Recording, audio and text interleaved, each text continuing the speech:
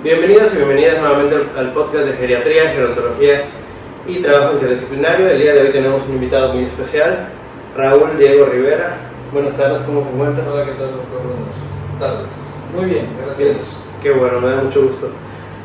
Raúl es coordinador del programa de educación continua y programa para adultos mayores de la Universidad Marista de Mérida. Es maestro en la administración pública y pues bueno, está aquí con nosotros para platicar un poquito de este programa que tiene la universidad. ¿Nos podría contar un poquito cómo inicia este programa, de dónde surge? Gracias.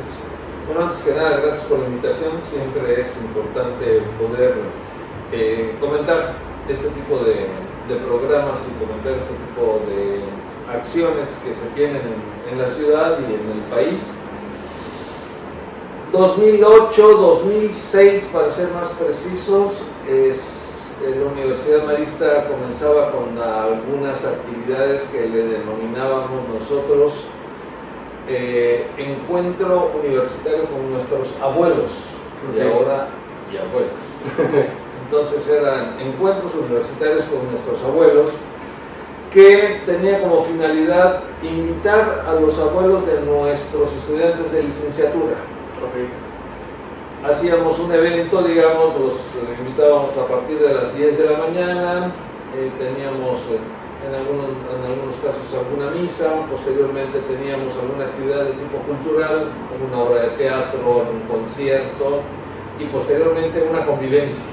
Terminaba alrededor de la 1 y se encontraron ahí los abuelos de los jóvenes universitarios. Y era muy lindo porque había muchos de ellos, a pesar de que tenían a sus nietos, nietas en la Universidad Marista, no sabían que estaban y que eran ellos amigos desde hace mucho tiempo y que no se veían. Claro. Entonces este era un espacio en donde se reencontraban muchos de ellos. ¡Ay, hola! ¿Qué tal? ¿Cómo has estado? ¿Qué tal? Había, digamos, algunos, ¿cómo te diré? Algunos diálogos interesantes, como por ejemplo, un encuentro. ¿Qué tal, Jaime? ¿Qué tal, Jacinto? Pensé que ya te habías muerto, hacía mucho tiempo que no te veía. Oye, qué bueno que nuestros nietos están en la misma escuela, en la misma universidad, y comenzaban. Entonces, estos eventos los hacemos cada semestre, una vez al semestre. Y en algún momento al hermano Pablo Hernández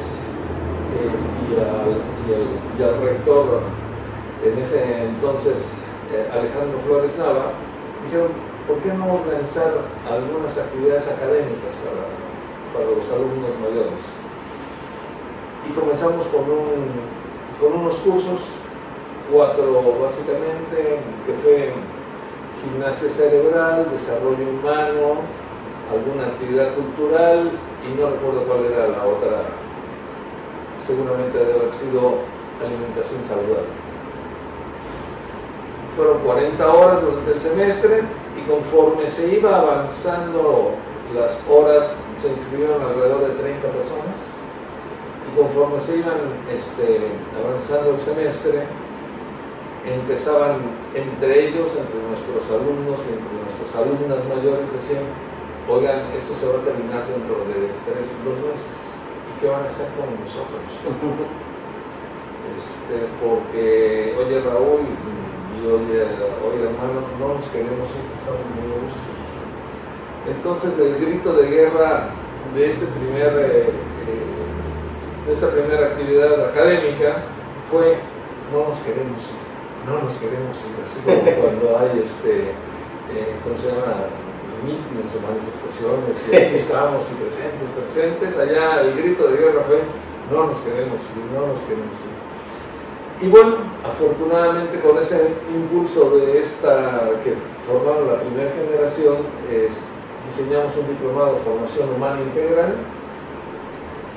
en aquel momento de 180 horas, y durante 4 semestres.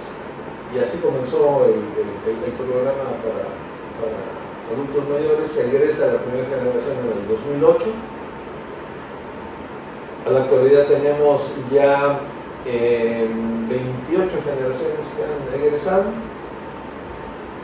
alrededor de 485 alumnos mayores que han egresado del programa. Y lo interesante de esto, digamos, estos son, digamos, como que los primeros antecedentes. Sí, yo la verdad me entero de este diplomado por dos pacientes que iban al diplomado, ¿no? Entonces cuando yo me ponía de acuerdo con ellos muchas veces para sus citas, de repente me dicen, no, tal día no puedo porque tengo un diplomado. Yo digo, no, ¿qué diplomado? ¿No? Me surgía la curiosidad y notaba que tenía un impacto. Entonces yo sí quería preguntarle, ¿qué impacto notaron ustedes que tenía socialmente sobre el adulto mayor? Sorprendente, no nos los imaginábamos de qué magnitud, porque muchos de ellos se encontraban ya como que dispuestos a que en esta parte de su vida o se iban a quedar en su casa o sus actividades iban a disminuir.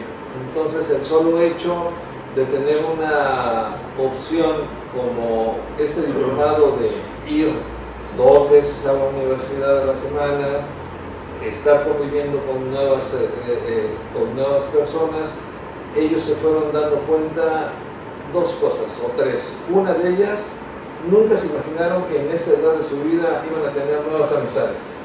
Claro, generalmente tú vas con tus amigos que estuvieron contigo desde la primaria, la secundaria, la prepa, ¿no? Los que hicieron. Pero de repente encontrarse con alguien que tienes una muy buena relación durante tus clases, empiezan a formar parte de tus amistades a los 60, 65 años de edad.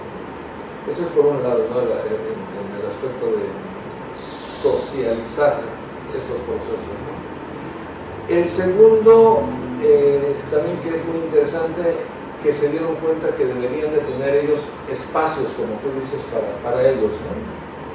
Yo recuerdo que en alguna ceremonia de graduación, uno de los hijos de uno de las egresadas me dijo, oye Raúl, ya no voy a sugerirle a los amigos de mis papás o de mi mamá que vengan a ese diplomado. Y yo, ¿por qué no estuvieron a gusto? No, dice, sí, no, es que ya no quieren, cuidado de los míos. Nos dicen, sí, como no, pero estos días no, porque voy a clases, y estos días porque cumple años un amigo o una amiga que entonces se han estrechado este tipo de relaciones. Es que el adulto mayor tiene la característica de que es muy disciplinado. Ya. Porque al menos aquí en la terapia o sea, si te dijo, puedo tener 10 pacientes, y si hay 2 que son adultos mayores, aunque empiece a llover, esos 2 son los que van a llegar. Sí. Es sorprendente, cuando hicimos el primer reglamento, porque fue algo así, no quisimos hacer actividades, digamos, de cocina o de cuestiones relacionadas, ¿cómo te diré?, de manualidades, sino que nos fuimos a cuestiones académicas, digamos, ¿no? Lo quisimos hacer formal. Esto le dio, yo creo que un plus interesante al diplomado. Entonces, cuando hicimos el primer reglamento, para los jóvenes que estudian licenciaturas, para que tengan derecho a los exámenes deben tener 80% de asistencia. Y yo recuerdo que platicando con el hermano Pablo Hernández, que era un entusiasta de esto, me dijo, oye Raúl, no le pongas el 80%, mucha gente se enferma, van a ver al doctor. ¿Saben, hermano? Le pusimos el 70%. También la llegada, vamos a 10 minutos para entrar, dijo don Pablo, no, pues hay que ponerle 20 minutos. Okay. Y el promedio de asistencia es del 90%. Y llegan 30 minutos antes. Entonces, es sorprendente, ¿no? Como tú dices. Sí, la disciplina que tienen son muy disciplinados. Yo actualmente me encuentro impartiendo una asignatura a 2 grupos de licenciatura, y en uno tengo un porcentaje de asistencia del 83% y en el otro del 86%, o sea, ninguna cosa le llega al... Sí, entonces, sí es sorprendente esto. Sí. Bien, y actualmente, pues me mencionó que pasó de ser un curso a hacer este diplomado con una duración de 180 horas, actualmente sigue siendo la misma duración. Aumentó porque nos empezaron a exigir, porque además exigen un muy buen plan, ¿no? Y se fue a 240 horas el diplomado, pero de manera paralela también, desde hace 2012, 2013, empezamos a dar cursos adicionales, por ejemplo, temas relacionados con cine, temas relacionados con fe, profundizando nuestra fe, temas relacionados con psicología para la felicidad, una serie de temas abiertos, concursos abiertos, que para todos los egresados se van inscribiendo. Entonces tenemos el diplomado por un lado y tenemos los cursos de educación continua para ellos precisamente, y que también se inscriben, ¿no? De literatura, de taller de lectura, etc. Claro, la intención es seguir aprendiendo ahí, ¿no? O sea, no, Así no para, ¿no? sí, ya hay, de repente ves que hay algunas personas que son de las primeras generaciones, ¿no? Ya andan en los 85, 88 años.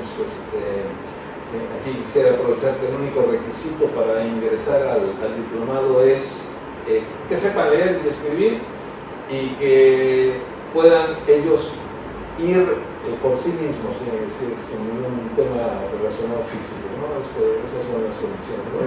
Habrá gente que ha llegado en silla de ruedas, pero bueno, algún familiar lo deja y regresa por él, ella, 2 horas después, ¿no? Okay. Pero sí, que se vayan por sí mismos. ¿Y esas 240 horas, en cuánto tiempo más o menos las cursan? Igual en 4 semestres, Okay. van 2 horas perdón, 2 veces a la semana. Unos van lunes, miércoles, otros van martes y jueves, y así se va, digamos, durante todos los 2 semestres, que se va como agua, ¿no? Claro. La vida en sí se va. Este programa es único en el país. Le pregunto porque, por ejemplo, cuando en la universidad donde yo trabajo abrimos la maestría en fisiogeriátrica, era única con ese enfoque, ¿no? Porque hay otras maestrías, por ejemplo, en gerontología, que tienen un enfoque similar, o sea, hacia el envejecimiento, pero no es lo mismo, ¿no? Sí. En geriatría estamos hablando de un enfoque más clínico, y posteriormente, pues igual la Marista abrió su maestría en fisiogeriátrica y vino a nutrir, y cada vez hay más maestrías en el país, ¿no? Con ese enfoque. ¿Este diplomado enfocado al adulto mayor es único, o si hay otros? Fíjate que afortunadamente no somos los únicos. La Autónoma de Yucatán acaba de abrir el programa hace 1 año y medio, 2 años, que lo va muy bien, afortunadamente.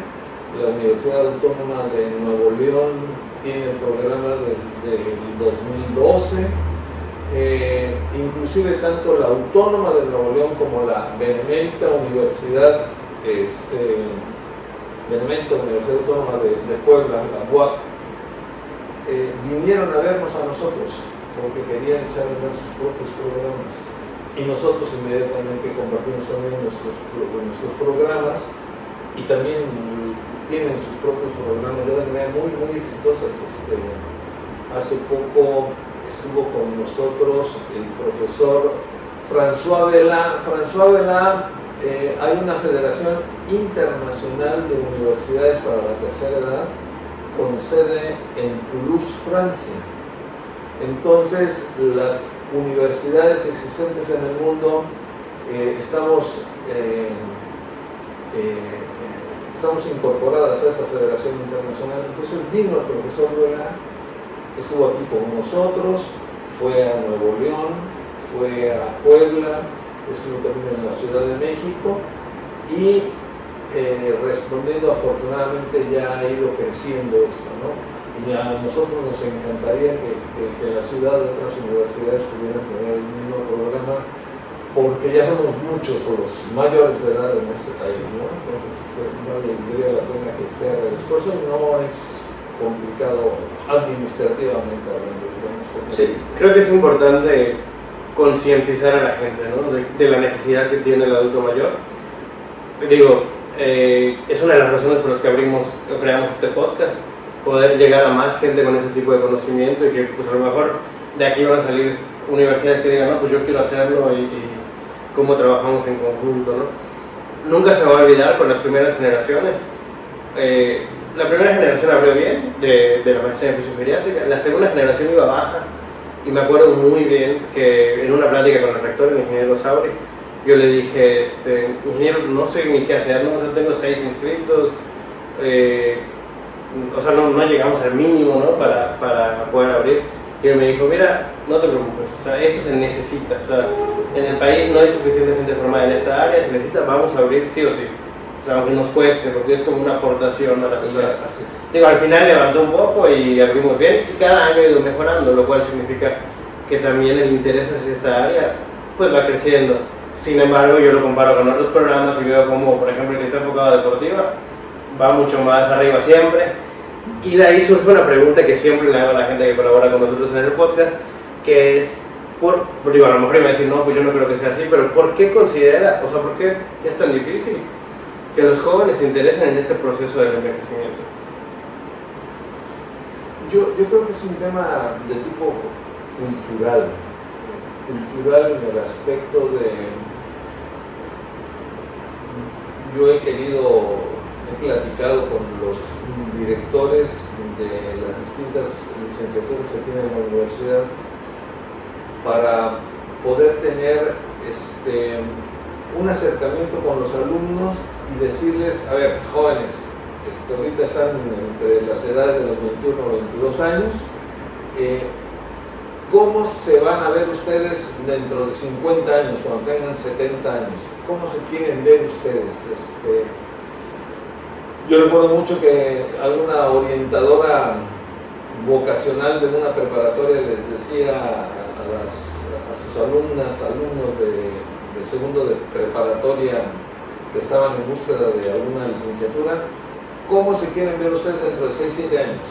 ¿Se quieren ver ustedes como alguna prima o alguna hermana que no le fue muy bien? ¿Por qué? Porque se enamoró. ¿Por qué? Porque tuvo de repente un embarazo no organizado, no preparado y dejó de estudiar.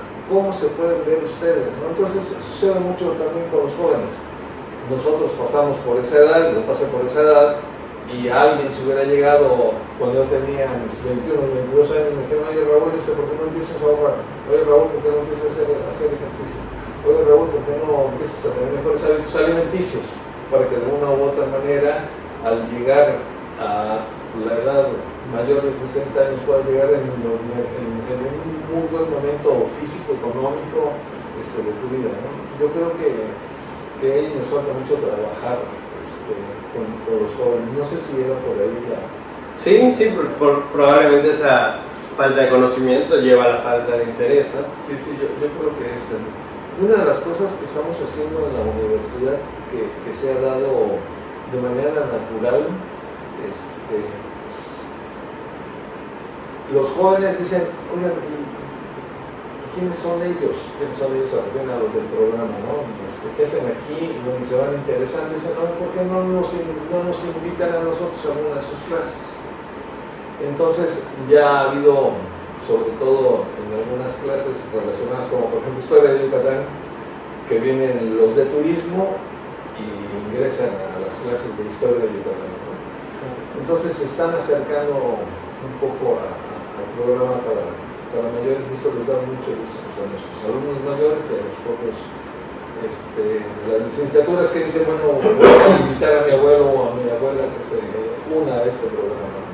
Digo, esa es otra de las preguntas que le quería hacer. ¿Ha habido algún cambio en la relación generacional a través de esto? Digo, aquí lo menciona de los mismos alumnos, pero con respecto, por ejemplo, a los adultos, a los alumnos mayores, con sus familias, con sus nietos, con sus...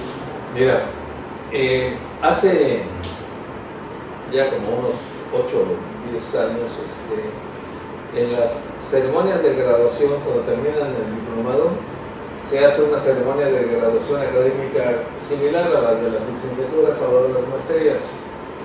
Hay una entrega de los diplomas, hay el representante de la generación que habla en nombre de su generación, y se nos ocurrió que algún nieto o hijo de los que estaban egresados también dieran su opinión de cuáles fueron los cambios que vieron en su papá o en el abuelo durante estos 4 semestres, 2 años, y fue muy interesante. Dice, es que ahora sí ya podemos platicar con la abuela, es que ahora la abuela trae temas que vio en la semana durante el diplomado.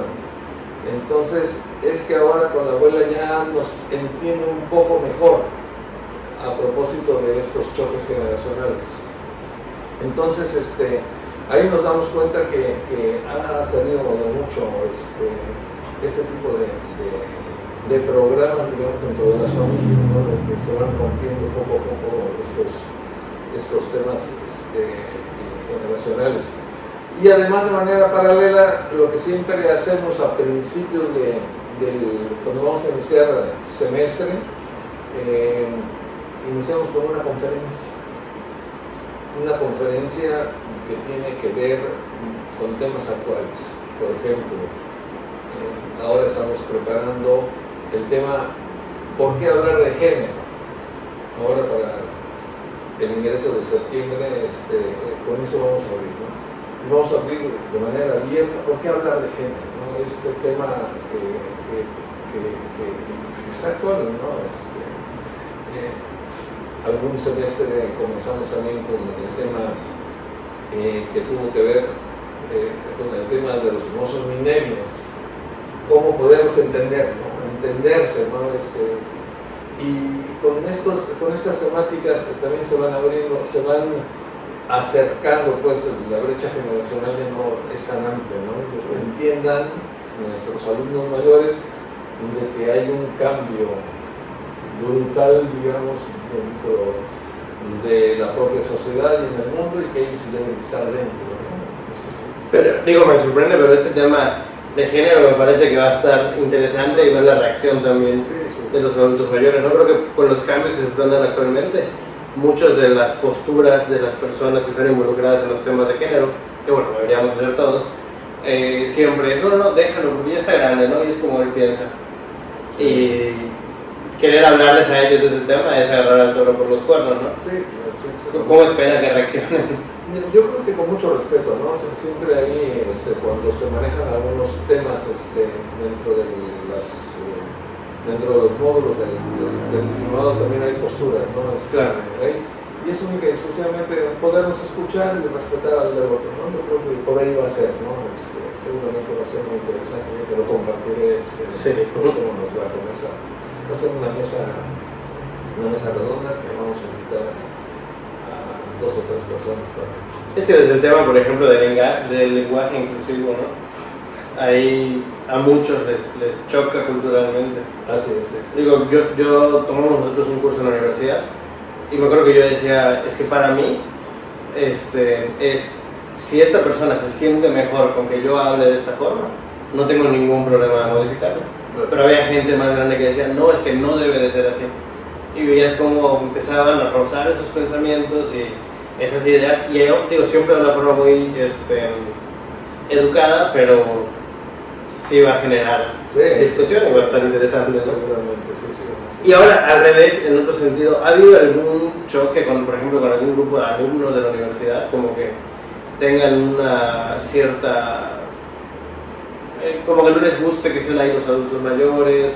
Lo pregunto porque, por ejemplo, siempre hay, y es algo que tenemos que evitar o tratar de evitar, pero hay gente que no está cómoda pensando en que va a envejecer, y obviamente se refleja de una forma negativa con respecto a los adultos mayores. Fíjate que no lo hemos observado en la universidad. ¿Existe, digamos, algún comentario a través, digamos, de la dirección de alguna escuela de administración o de medicina o de psicología? No está. La pregunta me sorprende, fíjate que no. Digo, es poca, pero sí hay gente que, digo, por ejemplo, el comentario de yo no quiero llegar a ser viejo, no sé si lo he escuchado. No lo he escuchado, pero hay gente que no se ve, pues. Que no se ve, exacto. Porque es muy joven, ¿no? Porque además siempre todo eso, ¿no? que hablamos de adulto mayor, los fragilizan mentalmente. Sí, el tema de esta práctica que usted decía de cómo se ve en 50 años, yo lo aplico con mis alumnos y me ha sorprendido muchísimo que yo les digo, va, escriban un ensayo, una hoja, cómo te ves en todos los aspectos de tu vida en 50 años. Y ahí logras identificar el nivel de fragilización que hay hacia el adulto mayor, porque el 90-95% de los alumnos te dicen enfermo, con alguna discapacidad, sin poder hacer no sé qué, ya no voy a ver bien, no voy a poder. Y yo les digo, bueno, nosotros como fisioterapeutas, ¿dónde está ese intento de envejecer de manera saludable? Y ya es que uno les cae el 20 y dicen, sí, pues sí, o sea, esto que estoy haciendo, estoy reflejando el cómo yo identifico a los adultos mayores. Y de ahí sale un poco ese que se empiecen a dar cuenta algunos que tienen cierto rechazo, ¿no?, hacia el proceso del envejecimiento. Sí, no, fíjate que no hemos tenido eso. Digo, Sí. porque también sería un tema, ¿no?, bastante. Claro. ¿Y ha habido adultos mayores que hayan sido obligados a asistir? Es decir, que la familia los tenga que estar llevando y no quiere, supongo que al final cambiarán de idea, pero no sé si... Gracias por la pregunta. Sí, ha habido gente que los inscriben sus hijos y de repente dicen, oye, es por ser tu cumpleaños o por Navidad o por este año nuevo te hemos comprado, bueno, te hemos inscrito al diplomado en la Universidad Marista, te vamos a llevar. Entonces, lo que hacemos, nos volvemos un poco de cómplices con ellos, ¿no? Los llevamos antes a la universidad, antes del evento, de la conferencia de bienvenida, por ejemplo, ¿no? Les damos una vuelta por la universidad, les pasamos algún video de las generaciones que han pasado por la universidad. Entonces ese es, digamos, como un primer paso. Nosotros también nos volvemos, insisto, cómplices, y el día de la conferencia, pues naturalmente estamos muy pendientes específicamente de 2 o 3 casos que llegan de esta manera, ¿no?, inscritos por los hijos, y ya después te puedes imaginar que es favorable, ¿no? Hemos tenido 1 o 2 casos que nos han sentido cómodos y ya han abandonado, ¿no? Pero la mayoría... Ha sido preguntar por mera curiosidad, digo, entendiendo que el adulto mayor es tan disciplinado, ¿cuál es su índice de deserción? ¿Cuántos adultos mayores dejan la actividad? Fíjate que, gracias también por la pregunta, yo creo que debe haber una deserción como de un 10% y la mayoría es por cuestiones de tipo de salud. Y como lo hacemos, insisto, muy ¿cómo te diré?, muy formal. Si tú te inscribes en el primer semestre y por X circunstancias abandonas el primer semestre, el semestre inmediato posterior, si tú quieres ingresar, no te puedes inscribir al segundo semestre con la generación, sino que tienes que volver a comenzar al primer semestre con una nueva generación, porque lo volvemos muy, muy formal. Entonces los alumnos así lo entienden. Ha habido casos en que no pueden continuar con su generación y se gradúan, digamos, con la generación anterior, digamos. Entonces es muy, ¿cómo te diré?, han sido escasos, digamos, la gente que ha dejado de ir a la universidad por el tema, solamente por la salud que a veces dejan de ir.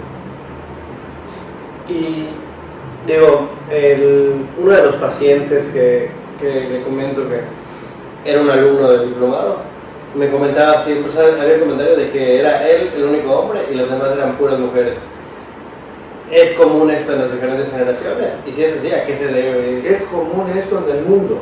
Okay. En el mundo, sí, afortunadamente hemos tenido oportunidad de estar, por ejemplo, en la Universidad Católica de Chile, que tienen el programa desde el 2002, ellos tienen el programa, y el 85% son mujeres. Tuvimos oportunidad también de estar en un congreso internacional que nos invitaron a través de las asociaciones internacionales en China, y allá te puedes imaginar que por el tema de tipo de política pública con respecto a la población había más hombres, porque antes los nacimientos eran de varones más que de mujeres, ¿no? Hay toda una leyenda oscura de los chinos que desaparecían a las mujeres, a las niñas que nacían como tal, ¿no? Entonces, ese es el único lugar en el mundo, digamos, donde en la universidad hay más hombres que mujeres. Pero aquí lo vemos en la Autónoma de Yucatán, lo vemos en la Autónoma de Nuevo León, en la Ciudad de México y en Puebla, donde la mayoría son. ¿Por qué? A mí me ha encantado mucho. Yo no soy yucateco de nacimiento, soy yucateco más que nada por decisión, porque yo decidí venir a vivir a Yucatán. Yo aprendo muchos términos que me encantan de ustedes. yo alguna vez escuché, esta es la primera vez, decía una señora, que yo vengo a una universidad. Yo tengo hasta la preparatoria, pero después yo crecí a mis hijos. Ese término de yo crecí a mis hijos era, bueno, pues mi esposo estaba trabajando y yo tenía que trabajar en mi casa, preparando la comida, preparando la ropa de mis hijos para que ellos crecieran. Y ya que ya están ellos formados, ahora yo vengo a la universidad y estoy permitiendo este gusto, ¿no? Entonces, me encantó a mí ese término y lo adopté. Dice, ¿por qué? Porque dice, yo crecí en mis hijos y esto me da la libertad ahora de venir a tomar los cursos. Mi esposo, bueno, ya está jubilado, hizo su carrera y él prefiere quedarse, digamos, en casa, digamos, ¿no? Es un tema como de realización profesional. Algo así. O sea, el esposo, aunque tampoco haya estudiado a lo mejor, Claro. pues se desarrolló en un empleo. Exactamente. Y eso cambia un poco con respecto, por ejemplo, la Organización Mundial de la Salud tiene una estadística donde dice que las mujeres adultos mayores son menos activas que los hombres. Y pues menos activas que los hombres. Y las vemos inscritas en este diplomado, ¿no? Ah, ya. Digo, me generó curiosidad porque pues sabiendo esa estadística dices, bueno, pensarías que el hombre va ahí y se va a inscribir y todo, Claro, no, pero pues la mujer es la más decidida a seguir estudiando. No, de aquí hacemos, digamos, algún tipo de, por ejemplo, los que son pareja, son matrimonios, se les hace un descuento del 80% por la pareja, digamos, un poco para ir incrementando el número de varones a las clases del programa, ¿no? O sea, sí ha habido un cambio también en esta distribución. Poco, ha ido aumentando, pero no se sigue manteniendo, pero las mujeres son más, más interesadas en este tipo de programas, ¿no? Y así como están innovando, por ejemplo, en el tema de la plática que van a tener con la siguiente generación, ¿hay algún cambio, algo nuevo para las siguientes generaciones? También hacemos el tema de los viajes. Hacemos viajes que les denominamos viajes de estudio. Por ejemplo, si vamos a Campeche, hacemos un plan de viaje, lo que vamos a visitar, qué es lo que vamos a visitar, y un día antes de hacer la visita a Campeche de 2 noches, digamos 3 días, hacemos un curso sobre la historia de Campeche. Hacemos un curso de 2 horas sobre qué es lo que vamos a ver. Entonces esto facilita enormemente la estadía en Campeche, ¿no? Entonces le llamamos viajes de estudio. Y esto vienen contentos, ¿no? ¿Por qué? Porque van con otra idea del viaje, ¿no? No es única y exclusivamente irte a divertir, a ir a comer o a tomar tus cervecitas, sino es ir a hacer un viaje de estudio completo.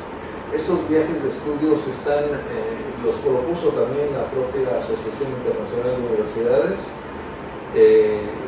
este tipo de viajes que los recomienda, digamos, para las universidades que tenemos esos programas. Entonces, no es única y exclusivamente las actividades académicas in situ en las escuelas, sino también las conferencias por un lado, sino también conciertos que vamos,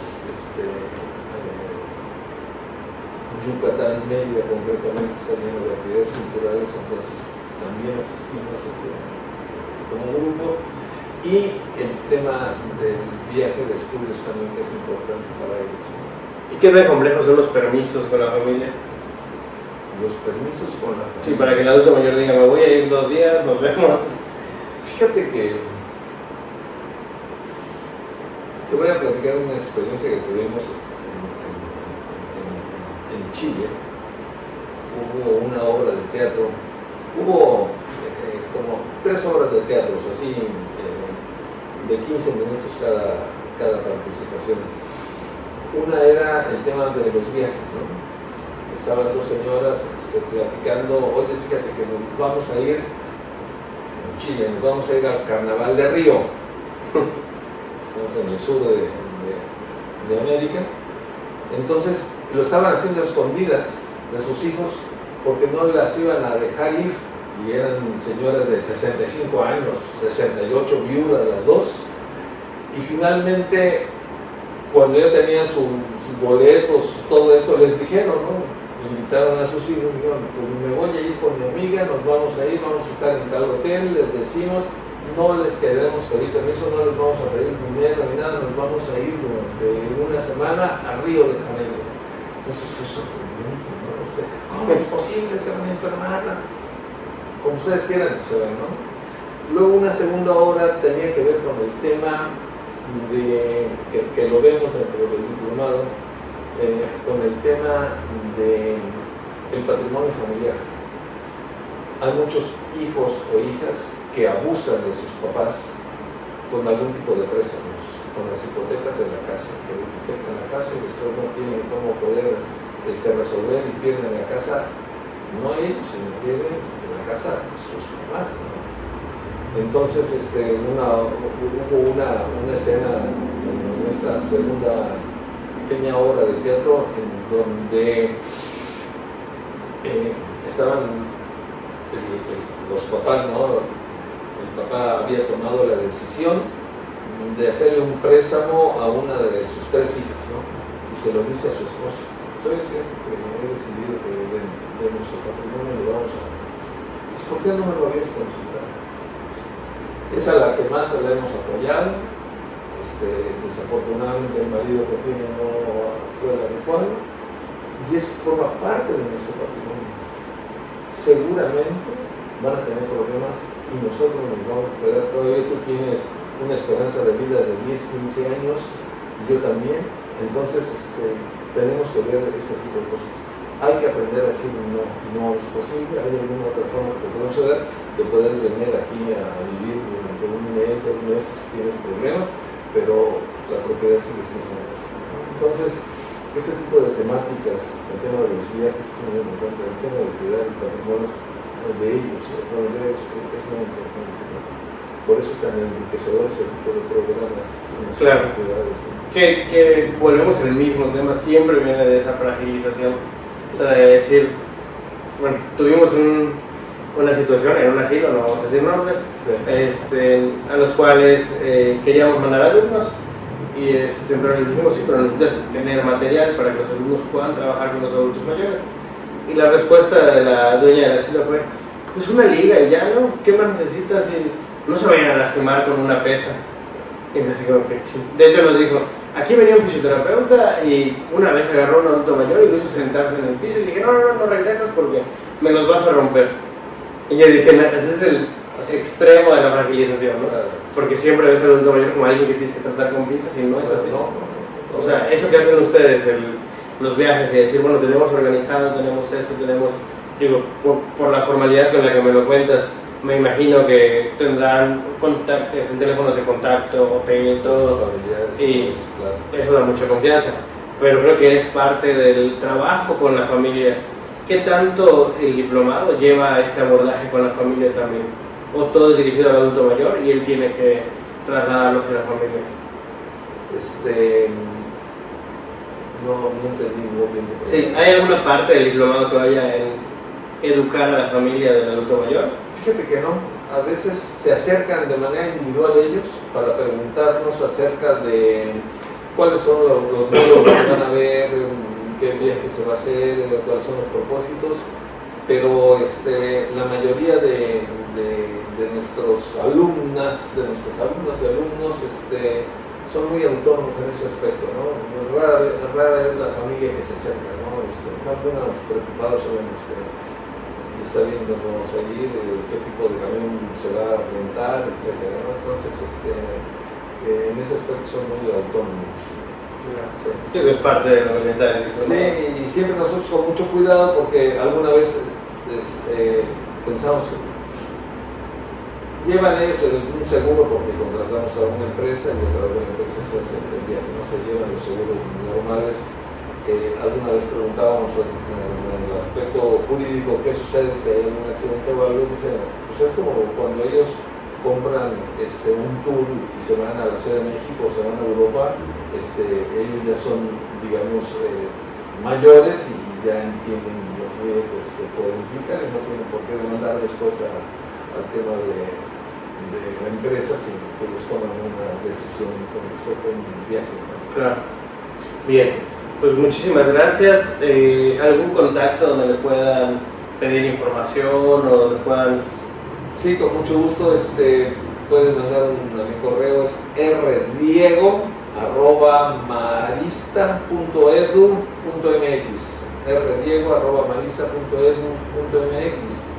Y hablando directamente a la Universidad Marista, También podrían acudir directamente. ¿no? Sí. ¿Algún horario específico? Pues de 9 a 1 y de 4 a 8. Entonces siempre hay que les den información, ¿no? Sí, así que nuevamente gracias por la invitación a este espacio. No, al contrario, la verdad es que... Y cuando promuevas este tipo de cosas en tu universidad, ojalá en la Universidad Modelo puedan tener también el programa, ¿no? O sea, con mucho gusto nosotros podremos apoyarlos y digamos, darles alguna información que pueda ayudar para facilitarles. Claro. Pues bien, muchísimas gracias a los que nos vieron. Hasta aquí, por favor recuerden darle compartir, me gusta y comentar porque eso nos ayuda a seguir creciendo. Gracias, muy bien. Buenas tardes.